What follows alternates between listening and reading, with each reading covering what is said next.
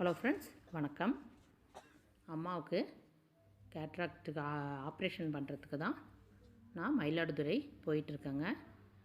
ரொம்ப நேரம் நைட்டு தூக்கமே இல்லை.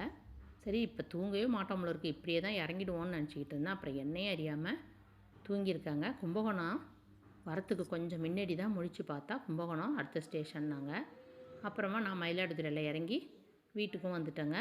இது மறுநாள் காலையில் அம்மாவை ஹாஸ்பிட்டலுக்கு அழைச்சிட்டு போகிற அன்னைக்கு எடுத்தது. அம்மாவுக்கு என்ன தான் தைரியமாக இருந்தாலும் சின்ன ஒரு இதுவும் இருந்தது. அப்புறமா நான் வேல்மாறல் சொல்லிவிட்டு கிளம்புறேன்னு சொல்லிவிட்டு வேல்மாறல் சொல்ல ஆரம்பித்து சாமி கும்பிட்டாங்க. அதுக்கப்புறமா எல்லாம் பேக் பண்ணி ரெடியாக இருந்தோம். உடனே எடுத்துக்கிட்டு கும்பகோணத்தில் இருக்கிற அகர்வால் ஐ ஹாஸ்பிட்டலுக்கு தாங்க போனோம்.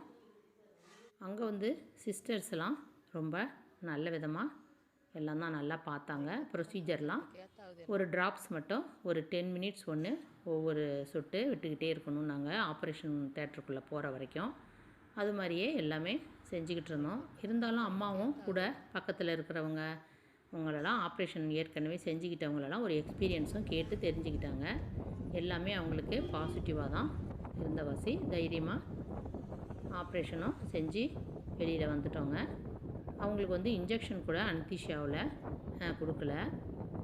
அனஸ்தீசியா வெறும் ட்ராப்ஸ்லேயே இப்போ செஞ்சிடுறாங்க. இன்ஜெக்ஷன்லாம் கிடையாது. இப்போ புதுசாக அட்வான்ஸாக இப்படி செய்கிறாங்கன்னு சொல்லிவிட்டு முடித்து வீட்டுக்கும் புறப்பட்டுட்டோங்க. வர வழியிலே ஒரு ஹோட்டல்லையும் சாப்பிட்டுட்டு கொஞ்சம் காய்கறி பழங்கள்லாம் வாங்கிக்கிட்டு வீட்டுக்கு வந்துட்டோங்க.